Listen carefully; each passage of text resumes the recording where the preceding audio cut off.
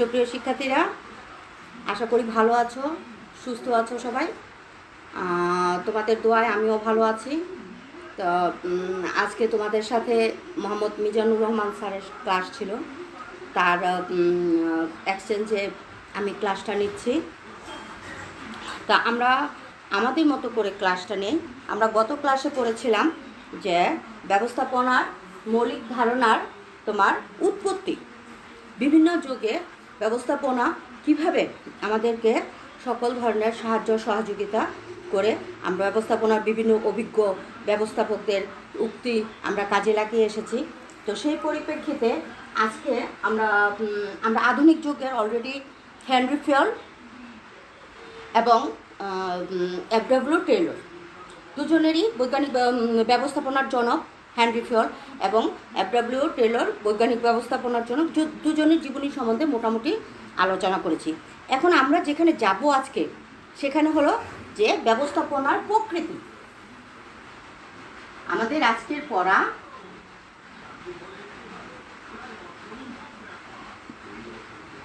ব্যবস্থাপনার প্রকৃতি বা বৈশিষ্ট্য।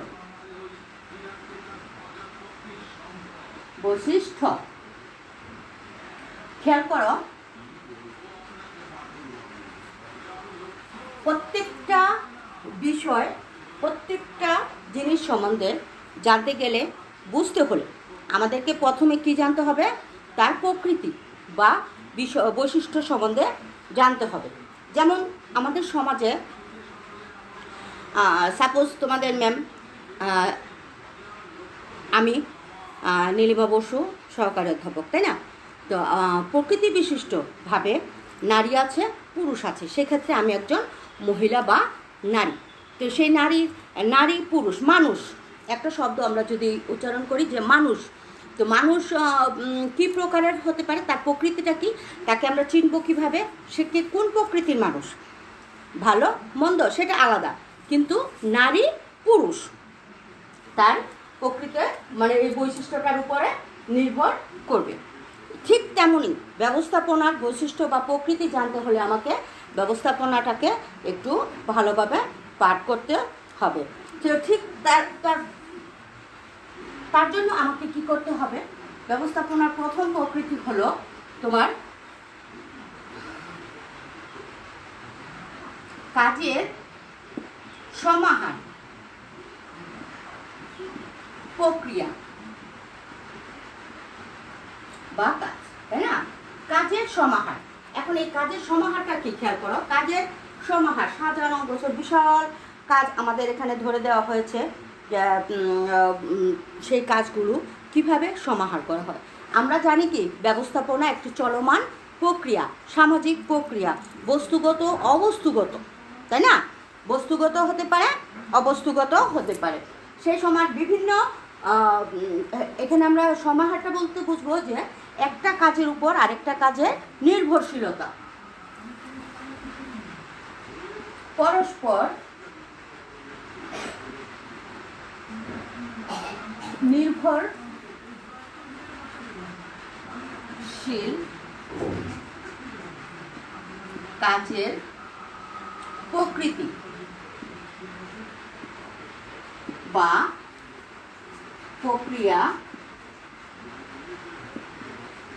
প্রক্রিয়াই ব্যবস্থাপনায়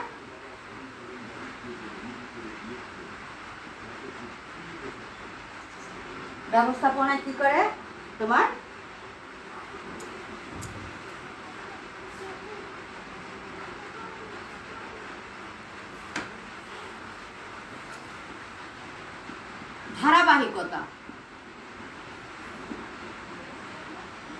ধারাবাহিকতা বজায় রাখে।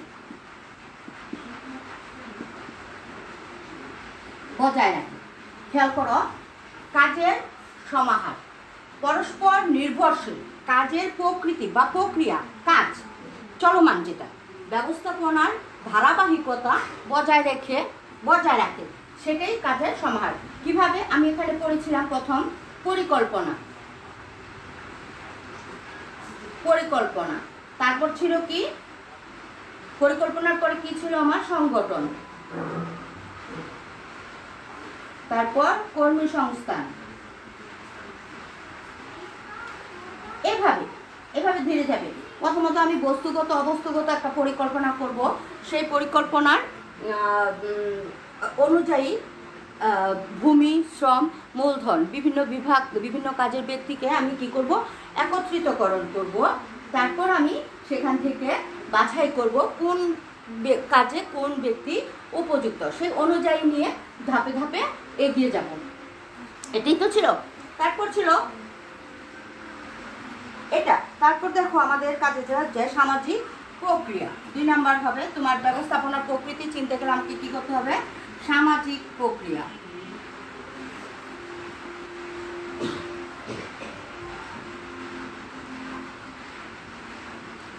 অবশ্যই ব্যবস্থাপনা একটি সামাজিক প্রক্রিয়া, তাই না?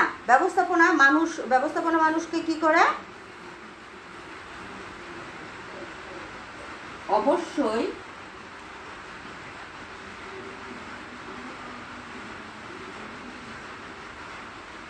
ব্যবস্থাপনা একটি, লেখাগুলো ঠিক আছে তো?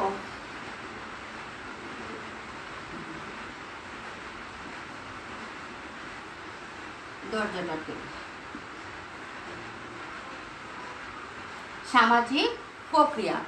ব্যবস্থাপনা কি একটি, অবশ্যই ব্যবস্থাপনা একটা সামাজিক প্রক্রিয়া। সামাজিক ব্যবস্থাপনা না থাকলে, দক্ষ ব্যবস্থাপক না থাকলে, বিচারপতিরা না থাকলে তোমার কি হবে না, সমাজ ব্যবস্থা সুষ্ঠু সুন্দর হবে না, সেটা এগিয়ে যেতে পারবে না। তারপর আমি লিখতে পারি সমাজে ব্যবস্থাপনা মানুষকে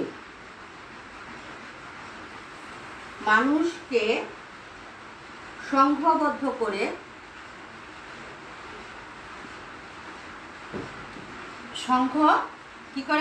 সংঘবদ্ধ করে বিভিন্ন কাজে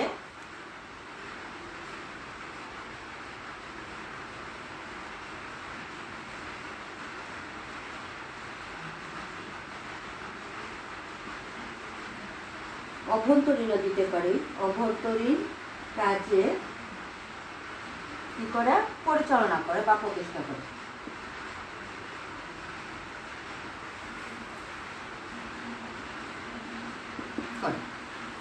খেয়াল করো, ব্যবস্থাপনা আমার সমাজগতভাবে আছে, ব্যক্তি অব্যক্তি আমরা জানি, বস্তুগত অবস্তুগত সব ক্ষেত্রেই ব্যবস্থাপনা, সেখানে সামাজিক প্রক্রিয়া। ব্যবস্থাপনা অবশ্যই একটি সামাজিক প্রক্রিয়া। সমাজে ব্যবস্থাপনা মানুষকে সংঘবদ্ধ করে, তাই না? ব্যবস্থাপনা না থাকলে আমরা কি হতাম, অনেকটাই তোমার উদ্বাস্তু যাযাবরের মতো হতাম। যেমন ধরো বর্তমান পরিস্থিতিতে আমাদের গত বছর ধরে রোহিঙ্গারা আমাদের দেশে এসেছে মিয়ানমার থেকে, একদল লোক, কয়েক লক্ষ লোক, তাই না? কয়েক লক্ষ লোক আমাদের দেশে এসে অবস্থান করছে বিগত 2-3 বছর ধরে। কি কারণে? শুধুমাত্র তোমার অব্যবস্থাপনার কারণে। ওই দেশের সুষ্ঠু ব্যবস্থাপনা নেই বিধায় তারা বিভিন্ন দেশে এক এক সময় এক এক দেশে ঘুরে বেড়াচ্ছে।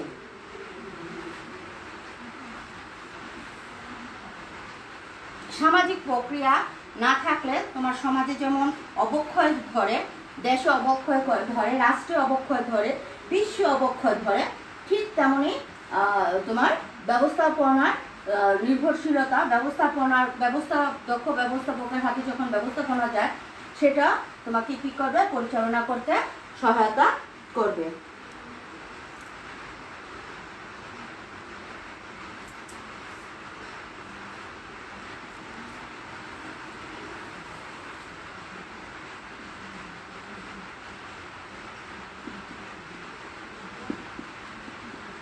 লক্ষ্যার্জনের উপায়।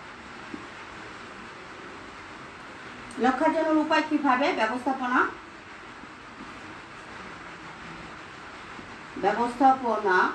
ব্যক্তি প্রতিষ্ঠান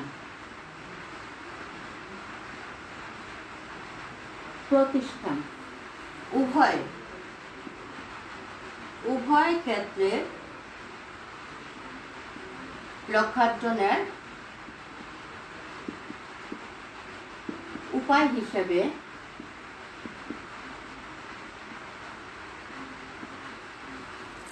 কি করে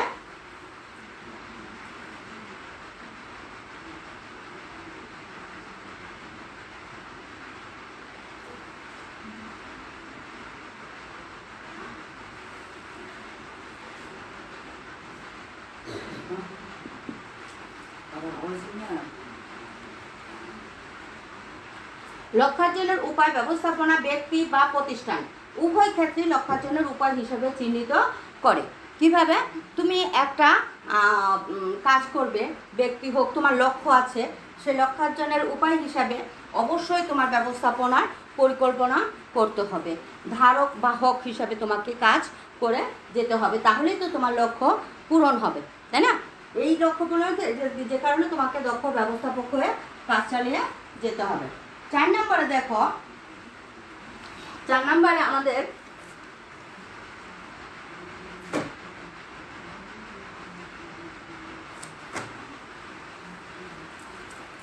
কাজ আদায়ের কৌশল, তাই না?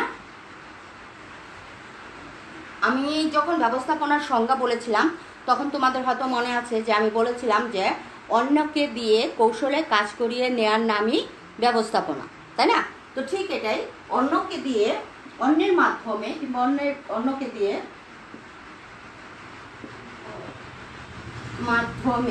কাজ আদায় করে নেওয়ার নামই ব্যবস্থাপনা। ঠিক আছে? অন্যকে দিয়ে বা অন্যের মাধ্যমে কাজ আদায় করিয়ে নেওয়ার নামই ব্যবস্থাপনা।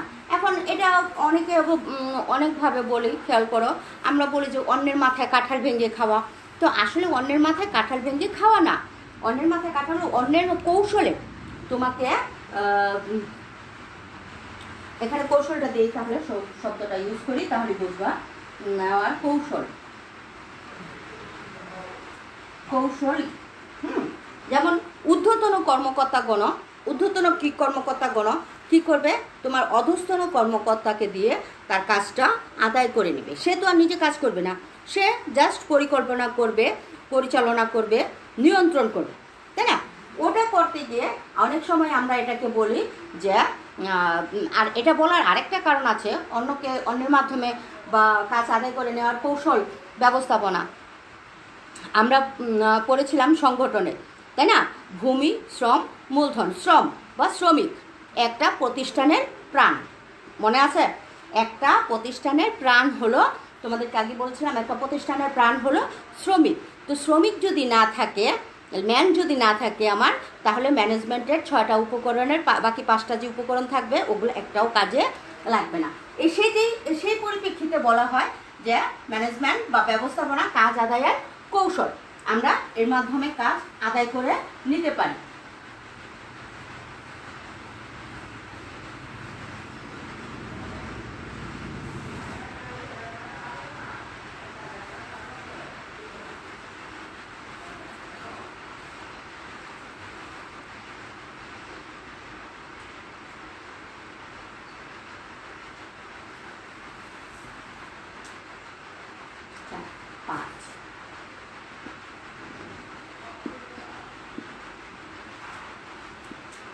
ব্যবস্থাপনা জ্ঞানের বিভিন্ন রকম জ্ঞানের পৃথক শাখা।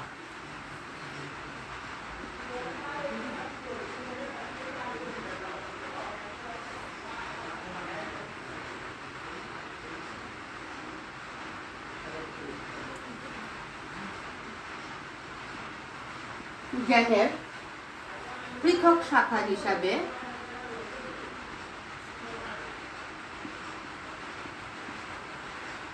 বিভিন্ন গবেষণা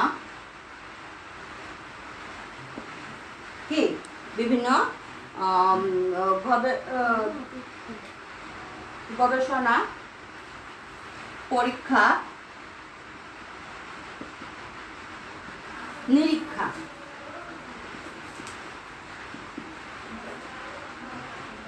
মাধ্যমে বিস্তৃত, তাই না? জ্ঞানের পৃথক শাখা হিসাবে আজ ব্যবস্থাপনা সারা বিশ্বে তোমার কি করছে, শাখা বিস্তার করছে। এখন এই যে শাখা বিস্তার ব্যবস্থাপনা কি করলে কি হবে না হবে তুমি খেয়াল করবা তোমার ব্যক্তি জীবনে, পারিবারিক জীবনে। সব ঘুম থেকে উঠে আমরা কি করি? ঘুম থেকে উঠেই কি খাবার খাই? ঘুম থেকে উঠি আমরা কি করি? নিজেকে পরিষ্কার পরিচ্ছন্ন করি, আমরা দাঁত ব্রাশ করি, বাথরুম যাই, তারপর আসা নাস্তা টাস্তা করি। কিন্তু এই যে কাজগুলা এগুলো তোমার একটা গবেষণার মধ্যে পড়ে। এখন আমি যদি ঘুম থেকে উঠেই অফিসে দৌড়ে গেলাম, আমার মুখ থেকে গন্ধ বের হবে, আমার পেটে চাপ দেবে, আমার কিছু ভালো লাগবে, মোট কথা আমার ব্রেন কাজ করবে না, অচল মস্তিষ্ক হয়ে যাবে। সেই অচল মস্তিষ্ক যাতে না হয় এর জন্য ব্যবস্থাপনাকে তোমার জ্ঞানের বিভিন্ন শাখায় ভাগ করে নিয়ে পরীক্ষা নিরীক্ষা চালিয়ে কাজ করানো হয়ে যাচ্ছে। তারপর 6 নম্বরে আমরা যেতে পারি, দ্য লাস্ট, সর্বজনীনতা।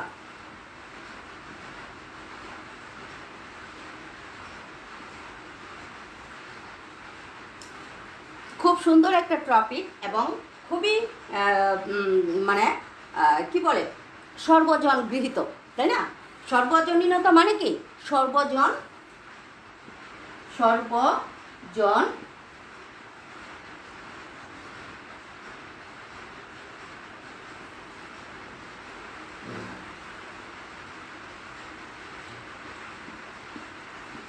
গৃহীত একটি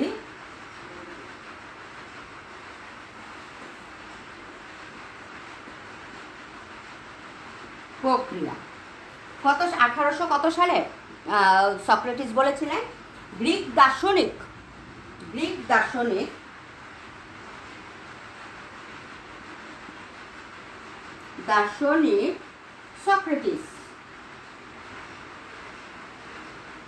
সক্রেটিস ব্যবস্থাপনাকে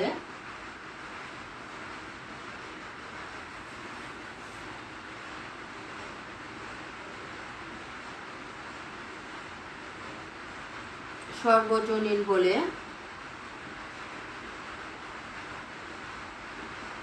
আখ্যায়িত করেন। খেয়াল করো কেন উনি এটাকে সর্বজনীন বলে আখ্যায়িত করেন।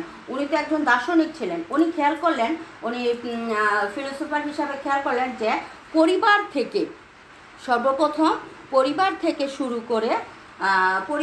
শুরু করে সমাজ থেকে রাষ্ট্র, রাষ্ট্র থেকে বিশ্ব, প্রতিটি পদক্ষেপে তোমার ব্যবস্থাপনা গৃহীত হচ্ছে। যে কারণে উনি ব্যবস্থাপনা ব্যতীত তোমার কোনো কাজ করাই আমাদের পক্ষে কি হয় না, সম্ভব হয় না।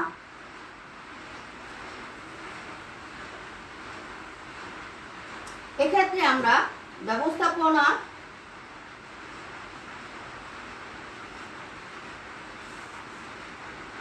যে চলমান প্রক্রিয়া, ব্যবস্থাপনা, এই গেল আমার প্রকৃতি বা বৈশিষ্ট্য। আশা করি লেখাগুলো বোঝা যাচ্ছে, তো খেয়াল করবা। আসলে ইন্টারনেটের অভাবে আমাদের এই অবস্থা হয়। যথেষ্ট পরিমাণে আমাদের দেশে ইন্টারনেট অতটা ব্যবহৃত হয়, আগে হতো না, যে যতটা এখন হচ্ছে, হয়তো বা সেই কারণে এরকম হচ্ছে। আমরা যুগের সাথে তাল মিলিয়ে পড়েছিলাম, আধুনিক যুগে হেনরি ফিয়ার এবং এফ.ডব্লিউ. টেলর পর্যন্ত গিয়েছি, কিন্তু একজনের নাম পরবর্তীতে বর্তমান আধুনিক যুগে আমি বলেছিলাম আরও অনেক আছে। আমরা ধীরে ধীরে তাদের মন্তব্যগুলো দেখব, তাদের ইগুলো দেখব। খেয়াল করো, আমি একটা শব্দ লিখব, সেই শব্দটা একটু লিখে নাও এবং বাসায় রিচার্জ করবা। POSDCOR,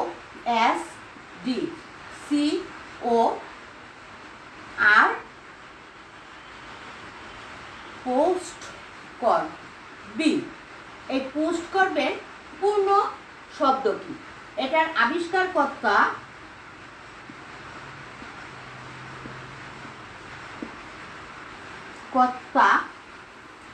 Luther, LUTHER, Luther Gulick, GULLIC, C K, Luther Gulick, আমরা অনেকে বলি এল গুলিক, এল গুলিক। এখন আমরা দেখব এই পোস্ট কর্বের পূর্ণ অর্থ কি। পিতে মানে আমরা তো 7টা ইস্যু নিয়েছিলাম, পরবর্তীতে একজন এক এক রকম করে ব্যবস্থাপনাকে সংজ্ঞায়িত করেছেন, কার্যভিত্তিক করেছেন। তো লুথার গুলিক দক্ষ ব্যবস্থাপক হিসেবে উনি ব্যবস্থাপনাকে এই নামটা দিয়েছিলেন। এই নামটা তোমার কি দাঁড়ায়? P planning, P for planning, O for organisation,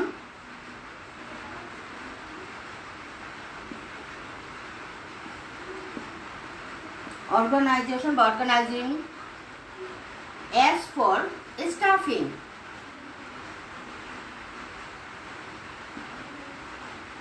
staffing, D for direction, direction, CO, এই খেয়াল করো ওটা কিন্তু ছোট হাতে, তাই না?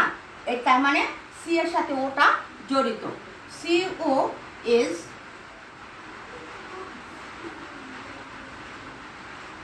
cooperating,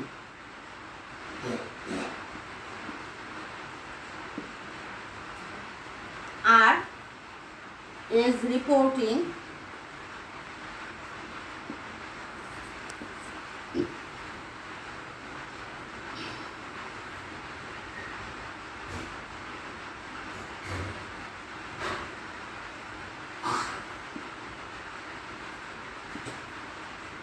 budgeting. তুমি এখানে অর্গানাইজেশন, ডিরেক্টিং, এভাবেও তুমি প্রত্যেকটাতে আইএনজি আমরা দিয়ে দিতে পারি।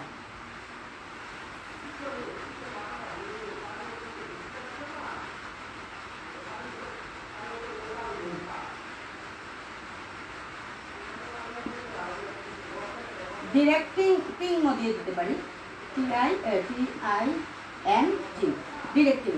প্রত্যেকটাতে আইএনজি ইউজ করা এখানে বাঞ্ছনীয় হয়ে যায়। তুমি ডিরেকশনও দিতে পারো, নির্দেশনা, কিন্তু ওটা দিচ্ছে মানে চলমান, বোঝাতে হলে তোমাকে আইএনজি দিতে হবে। এই ছিল আমাদের লুথার গুলিকে পোস্ট কর। প্রত্যেকটা ব্যবস্থাপনার প্রত্যেকটা পর্বে তুমি প্ল্যানিং পাবা, অর্গানাইজেশন পাবা, স্টাফিং পাবা, ডিরেক্টিং পাবা, কোঅপারেটিং পাবা, সমন্বয় না থাকলে কিছুই হবে না, রিপোর্টিং পাবা, তারপর পাবা কি বাজেটিং, তাই না? এগুলো যখন হ্যান্ডিফেয়ার ব্যবস্থাপনাকে তোমার হ্যান্ডিফেয়ার হলো ব্যবস্থাপনার স্কুল, তাই না?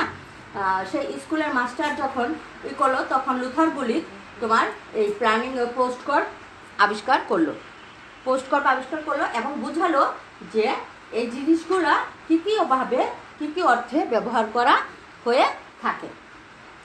তাহলে আমরা পরবর্তী ধাপে এগিয়ে যাই। আমাদের পরবর্তী ধাপ ছিল, তোমাদের খেয়াল করো, তোমাদের জন্য খুবই গুরুত্বপূর্ণ একটা ধাপ, যেটা এবার প্রশ্নে ছিল।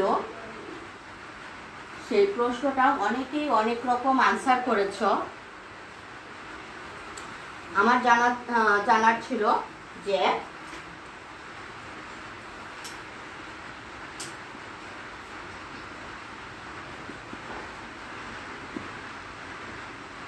স্তর,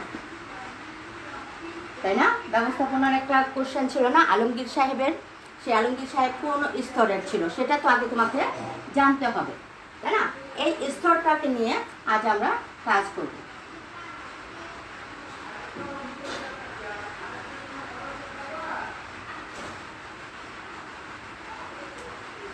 বইয়ে দেখবা ঠিক এই প্রকারের একটা চিত্র দেওয়া আছে। এই চিত্রটার এখানে দেওয়া আছে তোমার উচ্চ স্তর,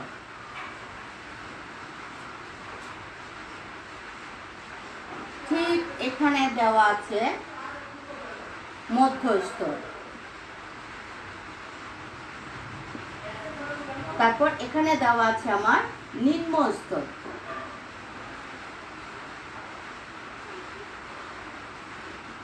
তাই না? দেখি প্রত্যেকটা প্রতিষ্ঠানে তোমার এই 3টা স্তর ভেদে ব্যবস্থাপনাবিদ বসবাস করেন। সব প্রতিষ্ঠানের প্রাণ হলো নিম্নস্তর। দেখো এটা হলো ফাউন্ডেশন পিলার, তাই না? এটার নাম কি? এটুক না থাকলেও চলে, কিন্তু এটা না থাকলে এগুলো ভেঙে নিচের দিকে পড়ে যাবে, তাই না? তার কাজেই এই জিনিসটার নাম আমরা দিতে পারি ফাউন্ডেশন পিলার। তারপর হলো মধ্যস্তর। মধ্যস্তর মানে তোমার এবং আমার মাঝখানে এখন মধ্যস্তরটা কি? অনলাইন, তাই না? ঠিক তেমনই উচ্চস্তর এবং নিম্নস্তরের মধ্যে যিনি আছেন তিনি হলেন মধ্যস্তর, মিডিয়া। তারপর হলো উচ্চস্তর। সমাজ বলো, রাষ্ট্র বলো, প্রতিষ্ঠান বলো, সব থেকে উচ্চতর পদবি নিয়ে যারা অবস্থান করছেন তারাই হলো উচ্চস্তরের কর্মকর্তা। তাহলে ব্যবস্থাপনার স্তর কয়টা? উচ্চস্তর, মধ্যস্তর, নিম্নস্তর, 3টা। এখন এই 3 স্তরের মধ্যে দেখো তো তোমাদের আলমগীর সাহেব কোন স্তরে আছে? আমি এখানে লিখছি, তোমরা একটু খেয়াল করো। এখানে উচ্চ স্তরে যাবে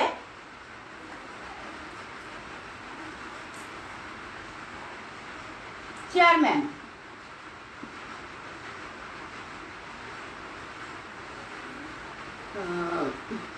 মহাব্যবস্থাপক,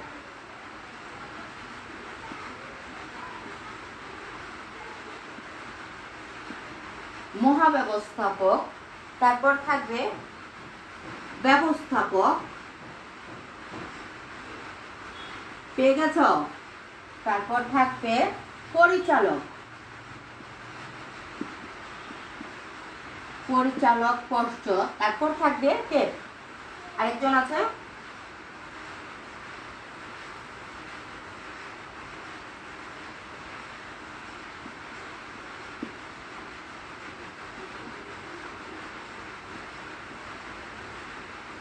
ডিরেক্টর লেভেলে। তোমার সব কজন হলো কি? উচ্চস্তরের কর্মী। এই উচ্চস্তরের কর্মী এরা কি করবে? প্রতিষ্ঠানের পরিকল্পনা নির্ধারণ করবে, নির্দেশনা দিবে, হ্যাঁ, নির্দেশনা দিবে, পরিচালনা করবে। তারপর হলো মধ্যস্তর। মধ্যস্তরে কে থাকবে?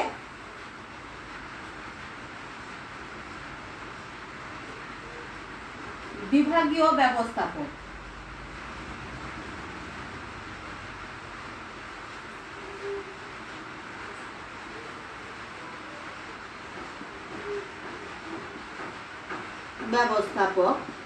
এরিয়া,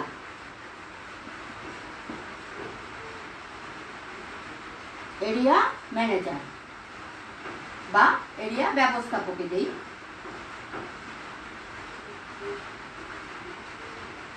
খেয়াল করো, এরা হলো মধ্যস্তর। এরা কি?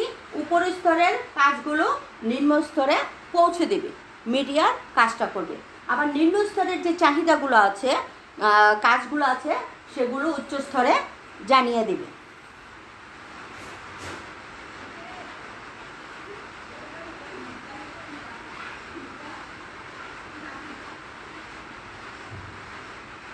আমাদের যারা ইন্ডাস্ট্রিয়াল ফ্যাক্টরিগুলোতে চাকরি করে, আত্মীয় স্বজন, পরিবার পরিজন, আমরা জানি ফোরম্যানটা কি, আমরা জানি সুপারভাইজারটা কি।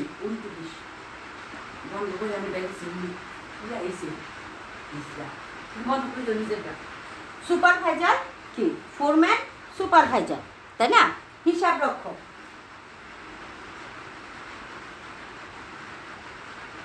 এগুলো হলো আরও আছে। এই শ্রেণীর যে ব্যবস্থাপকগুলো আছেন তারা হবে তোমার নিম্ন স্তরের কর্মচারী, নিম্ন স্তরের ব্যবস্থাপক। এরা হলো মধ্যস্তরের ব্যবস্থাপক, এরা হলো তোমার উচ্চ স্তরের ব্যবস্থাপক।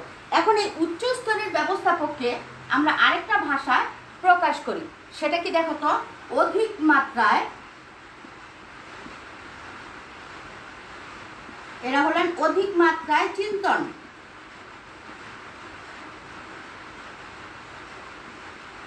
অধিক মাত্রায় চিন্তনশীল প্রক্রিয়া। এই প্রক্রিয়াটার নাম কি? তারা চিন্তা করবে কি কি কাজ করবে এবং কি কি কাজ করা যায়।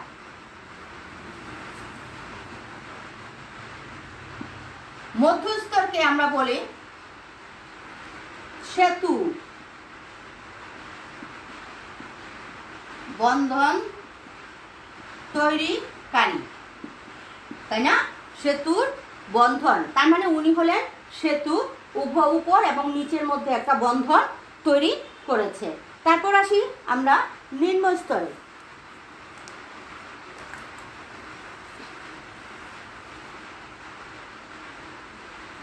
এরা হলেন তত্ত্বাবধায়ক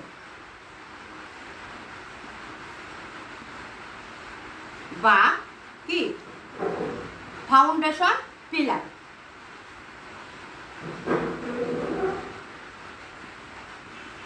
ফাউন্ডেশন PILLER পিলার মানে ভিত্তি, তাই না?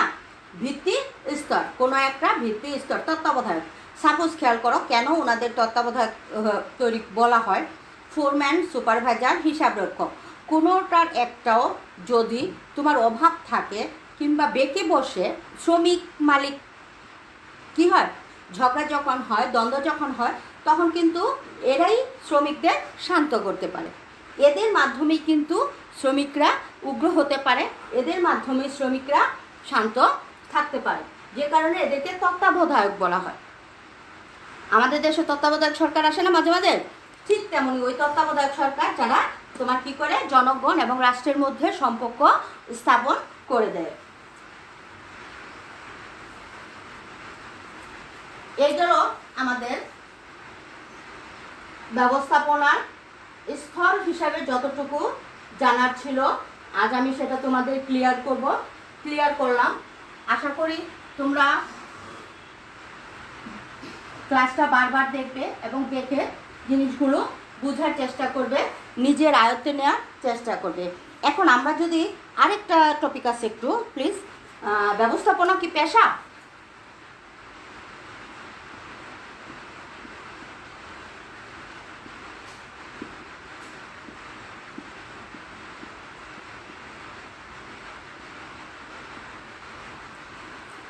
খেয়াল করো, করিম সাহেব প্রতি বছরে 3 বার ধান রোপণ করেন এবং উনি খুব দক্ষ একজন কৃষক। কিন্তু কৃষিকাজ তো ওনার পেশা না, কারণ পেশা হতে গেলে আমার কয়েকটা জিনিসের প্রয়োজন আছে। খেয়াল করো সে জিনিসগুলা কি, সে জিনিসগুলোর মধ্যে একজন বিশেষায়িত জ্ঞানের সনদ। আচ্ছা, আরেকটু বলে নেই, তো সেক্ষেত্রে এটা কিন্তু ওনার পেশা নয়। আমরা অনেকে লিখি সার্টিফিকেটে পেশা কৃষি, পেশা যে কৃষি তার প্রমাণটা কি, সে কৃষি ক্ষেত্রে কাজ করছে, এটা তো প্রমাণ না। তাহলে প্রমাণ থাকতে হবে সার্টিফিকেট। যেমন তুমি এসএসসি পাস করেছ, একজন এসএসসি পাস করে একজন 3য় শ্রেণীর নাগরিক, তার প্রমাণটা কি, তোমার সার্টিফিকেট আছে, সনদ আছে। তো ঠিক সুস্পষ্ট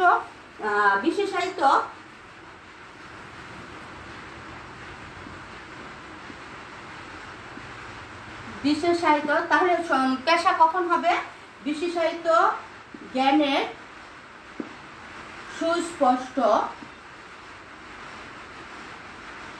সুস্পষ্ট কি থাকতে হবে? দক্ষতা। বিশেষায়িত জ্ঞানের সুস্পষ্ট দক্ষতা থাকতে হবে। 1 2 নাম্বার হবে, তুমি যদি এটাকে পেশা হিসেবে নাও তাহলে তোমার কি থাকতে হবে? রাষ্ট্র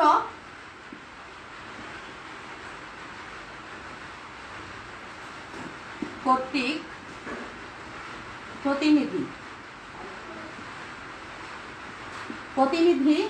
রাষ্ট্র কর্তৃক প্রতিনিধি সংস্থা, প্রতিনিধির সংস্থা থাকতে হবে, তাই না? এবং 3 নাম্বার হবে উক্ত পেশার নির্দিষ্ট সনদ থাকতে হবে।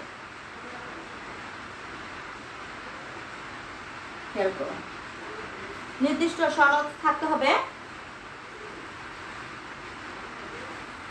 এবং 4 নম্বর যেটা তোমার পেশাগত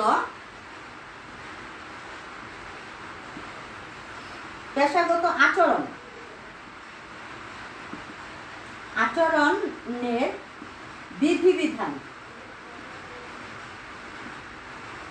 থাকতে হয়, তাই না? মোট কথা তুমি যে কৃষি তোমার পেশা, সেই ব্যাপারে তোমাকে একটা সনদ থাকতে হবে। যেমন রহিম কৃষি কাজ করেছে, বছরে 3 বার ফসল ফলাচ্ছে, এটা তার দক্ষতা আছে, কিন্তু সে কোনো পেশাজীবী কৃষক নয়। ঠিক সেই ক্ষেত্রে করিম তোমার ময়মনসিংহ কৃষি বিশ্ববিদ্যালয় থেকে পাশ করে এসেছে, সেখানে কৃষি তার পেশা হতে পারে। খেয়াল করো, এখানে আমাদের সুস্পষ্টভাবে লেখা আছে রাষ্ট্র কর্তৃক প্রতিনিধির সংস্থা থাকতে হবে। তুমি এসএসসি পাশ করেছ, একটা রাষ্ট্র কর্তৃক প্রতিনিধিত্ব সংস্থা ছিল, সেই সংস্থা তোমাকে একটা সনদ দিয়েছে, এবং তোমার পেশাগত আচরণের বিধিবিধান ছিল, তাই না? তুমি যে প্রতিষ্ঠানে পড়াশোনা করেছ, যেমন স্কুল কলেজ যেগুলোতে পড়াশোনা করেছো, সেখানে তোমার কী ছিল, বিধিবিধানের গুরুত্ব ছিল, তোমাকে কি আচরণ করতে হবে সেগুলো শেখানো হয়েছে। আর বিশেষায়িত জ্ঞানের সুস্পষ্ট দক্ষতা অবশ্যই তোমাকে থাকতে হবে। তুমি যে এখন মনে করো রহিম যেহেতু কৃষি কাজ করে, সে জানে কখন কোন ফসল ফলবে, কতটুকু কি লাগবে, সার লাগবে কতটুকু, যে মাটি কতটুকু কাটতে হবে, কিন্তু সেই হিসাবে করিম আমার কাছে বেশি দক্ষ, কারণ করিম এটা নিয়ে পড়াশোনা করেছে এবং একটা সনদ পেয়ে এসেছে। তো কাজেই করিম বলতে পারবে যে ওখানে কতটুকু মাটির প্রয়োজন হবে, কি মাটির প্রয়োজন হবে, কতটুকু জমিতে কতটুকু সার প্রয়োগ করতে হবে, তাই না? তো আমাদের এই চ্যাপ্টারটা বাকি ছিল, আশা করি আজকে তোমাদের চ্যাপ্টারটা মোটামুটি শেষ পর্যায়ে। পরবর্তীতে আমরা আবার রিভাইজ ক্লাস করব। সবাইকে ধন্যবাদ জানিয়ে আজকের মতো শেষ করছি। ভালো থেকো, সুস্থ থেকো।